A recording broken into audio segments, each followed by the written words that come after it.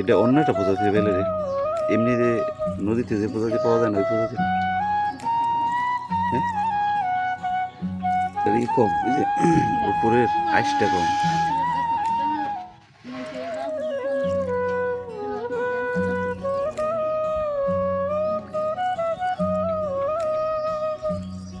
এর হলো সেই মাছ গাল হাইট।